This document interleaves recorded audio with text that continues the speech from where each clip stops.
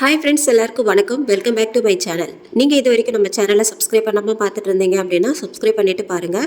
கூடவே இருக்கிற பெல் பட்டனையும் ப்ரெஸ் பண்ணிக்கோங்க. அப்போ தான் நான் போடுற வீடியோஸ் எல்லாம் உங்களுக்கு உடனே நோட்டிஃபிகேஷனாக வரும். இப்போ வாங்க நம்ம கதைக்குள்ளே போயிடலாம். இந்த கதை உண்மை கலந்த கற்பனை சம்பவத்தை அடிப்படையாக கொண்டது.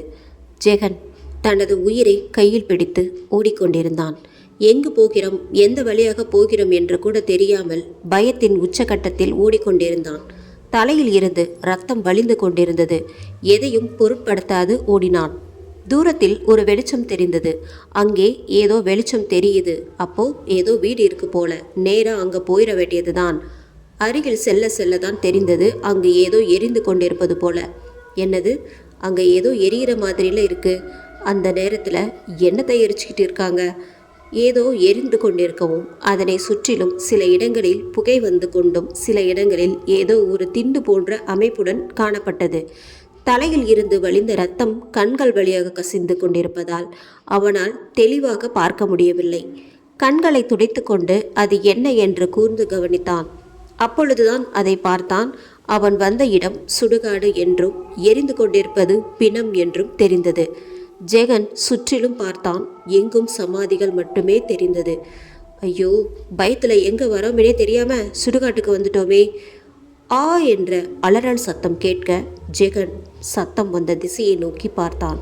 இப்பொழுது அங்கு எரிந்து கொண்டிருந்த பிணம் எழுந்து உட்கார்ந்து கதற ஆரம்பித்தது. ஐயோ ஐயோ, எரியுதே எரியுதே, தண்ணீர் தண்ணீர், என்னை காப்பாத்துங்க என்று அழ ஆரம்பித்தது. ஜெகனுக்கு இதயமே நின்றுவிடும் போல இருந்தது. திடீரென்று அங்குள்ள சமாதி எல்லாம் நிலநடுக்கம் வந்தது போல ஆட ஆரம்பித்தன. அதன் உள்ளிருந்து சிதைந்த நிலையிலும் அழுகிய நிலையிலும் பிணங்கள் எழுந்து நின்றன. அனைத்து பிணங்களும் அவனை பார்த்து சிரித்து கொண்டே வாயில் இருந்து ரத்தம் சொட்ட சொட்ட தனது கோர பற்களை காட்டி சிரித்தவாறு அவனை நோக்கி வந்து கொண்டிருந்தன. அச்சச்சோ, இப்போ என்ன பண்ணுறது? ஒரு பேய்கிட்டே இருந்து தப்பிக்கிறேன்னு இப்போ இத்தனை பேய்கிட்ட மாட்டிக்கிட்டேனே.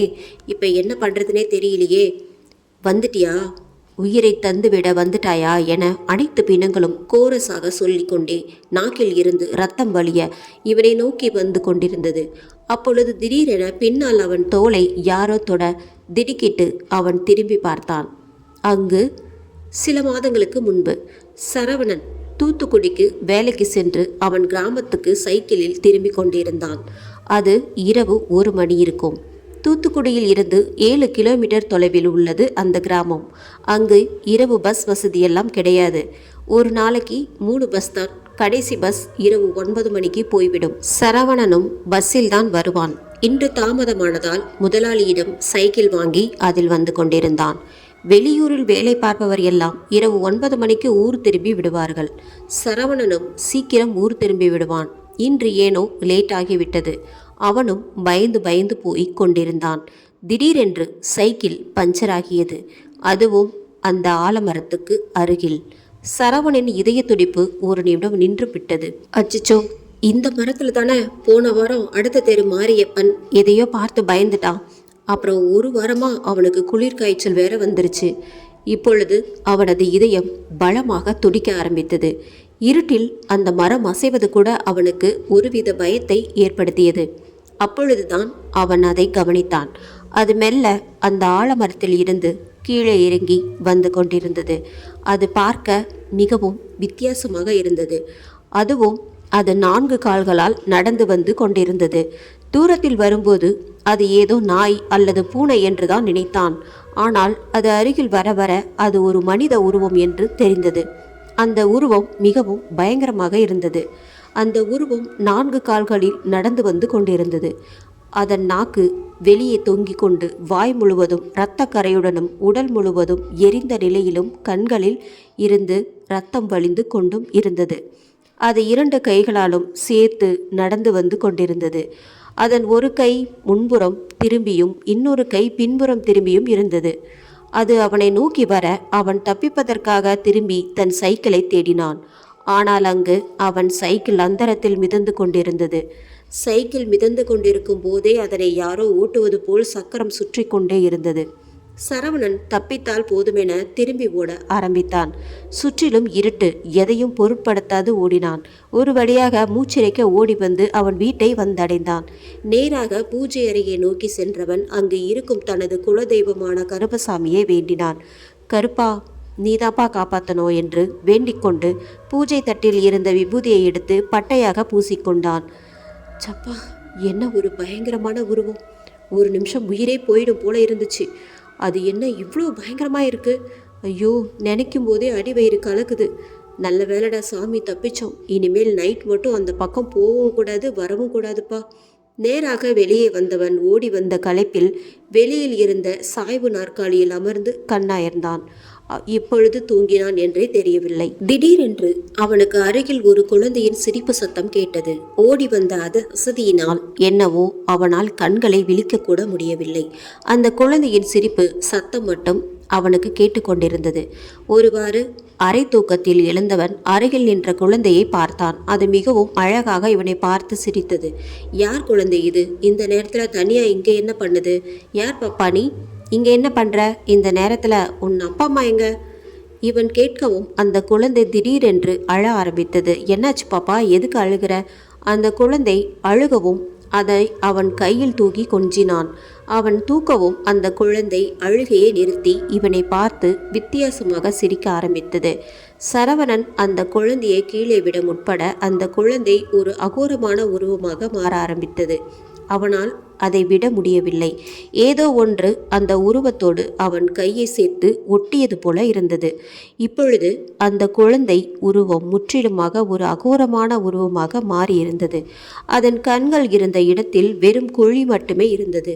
முகம் பாதி சிதைந்த நிலையிலும் பாதி கருகிய நிலையிலும் இருந்தது. அதன் தோள்கள் பீந்து தொங்கிக் கொண்டிருந்தது. வாய் முழுவதும் இரத்தக்கரையுடனும் பற்கள் இரண்டும் வெளியே நீட்டிக்கொண்டும் இருந்தது. அதுதான் கோர பற்களை காட்டியவாறு அவன் கழுத்தை நோக்கி கொண்டு வந்து கொண்டிருந்தது. அவன் பயத்தில் தன் கண்களை மூடிக்கொண்டான். அப்பொழுது திடீரென்று ஆ என்ற அலறல் சத்தம் கேட்க அவன் கண்களை திறந்து பார்த்த பொழுது அந்த உருவம் காணாமல் போனது. அப்பொழுது சரவணன் அருகில் ஒரு உருவம் தெரிய நிமிர்ந்து பார்த்தான்.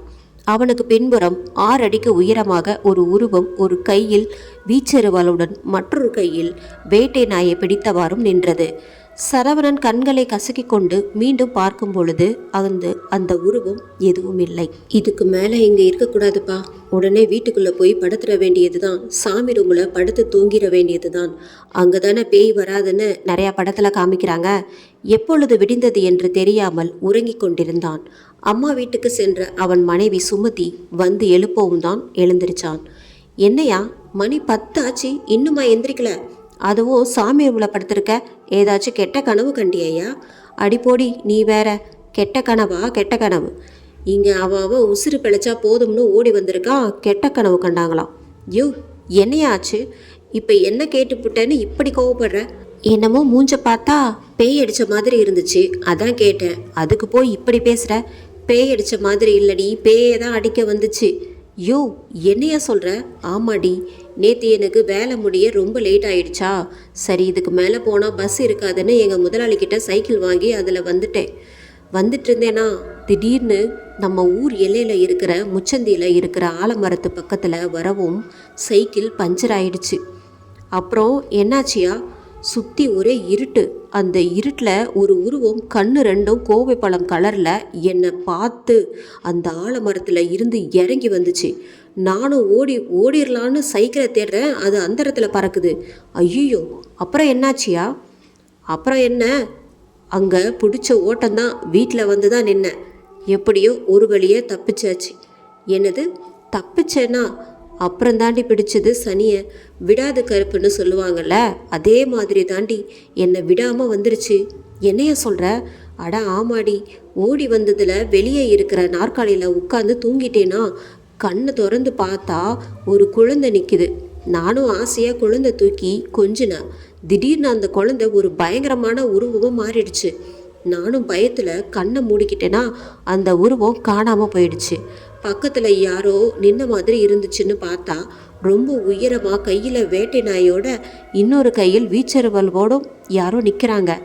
ம் அப்புறம் அப்புறம் என்ன, என்னைய ஒரே வெட்டுச்சு, தலை துண்டாக போயிடுச்சு. இப்போ உன் முன்னாடி ஆவியாக உட்காந்து பேசிகிட்டு இருக்கேன். சுமதிக்கு கை கால்கள் உதற எடுக்க, யோ என்னையா சொல்கிற, அப்படின்னா நீ செத்துட்டியா? ஆமாடி செத்துட்டேன், செத்து போய் தான் உன் முன்னாடி உட்காந்து பேசிகிட்டு இருக்கேன். பின்ன என்ன, நான் என்னமோ கதை சொல்லிட்டு இருக்கிற மாதிரி அப்புறம் அப்புறம் ஒன்று கேட்டுகிட்டே இருக்கேன். சரியா, கோச்சுக்காதையா, நான் ஒரு ஆர்வத்தில் கேட்டுட்டேன். ஏண்டி, நான் உசுருக்கு பயந்து நாய் மாதிரி ஓடி வந்தது உனக்கு ஒரு ஆர்வமா? உன்னை பார்த்தா ஆர்வத்தில் கேட்ட மாதிரி தெரியலையே, ஏதோ ரசித்து கேட்ட மாதிரிலாம் இருந்துச்சு. யோ என்னையா இப்படி சொல்லிட்ட, நானே பயத்தில் கேட்டுக்கிட்டு இருக்கையா? கேட்ட உனக்கே இவ்வளோ பயமாக இருக்குன்னா அங்கே இருந்த எனக்கு எப்படி இருக்கும்? ஆமாயா, நானா இருந்தா அப்போவே ஹார்ட் அட்டாக் வந்து பட்டுன்னு போயிருப்பேயா. சரி, அப்புறம் எப்படி தப்பிச்ச? அப்புறம் என்ன, இனிமேல் வெளியே படுத்தா சரி வராதுன்னு உள்ளே வந்து படுத்தவன் தான். நீ இப்போ எழுப்பவும் தான் எந்திரிக்கேன். என்னமோயா, எப்படியோ தப்பிச்ச. எனக்கு என்னமோ நம்ம கருப்பன் தான் உன்னை வந்து காப்பாற்றினாருன்னு நினைக்கிறேன். ஆமாண்டி, எனக்கும் அப்படி தான் தோணுது. நான் கடைசியாக பார்த்த உருவம் நம்ம கருப்பு வேட்டைக்கு போகிற மாதிரி தான் இருந்துச்சு. சரி வாயா, நம்ம கருப்பு கோயிலுக்கு போய் சாமி கும்பிட்டு வந்துடுவோம். நானே சொல்லணும்னு இருந்தடி. சரி கிளம்புவோம். ஊர் எல்லையில் இருக்குது அந்த கருப்பசாமி கோயில். இருவரும் கோவிலுக்கு கிளம்பி சென்று கொண்டிருந்தனர். செல்லும் வழியெல்லாம் நேற்று நடந்ததை பற்றியே பேசிக்கொண்டு சென்றனர். அந்த தெருவுக்கு செல்லவும் தான் கவனித்தனர் மாரியப்பன் வீட்டில் ஒரே கூட்டமாக இருப்பதை. யோ என்னையா ஆச்சு, ஒரே கூட்டமாக இருக்கீங்க?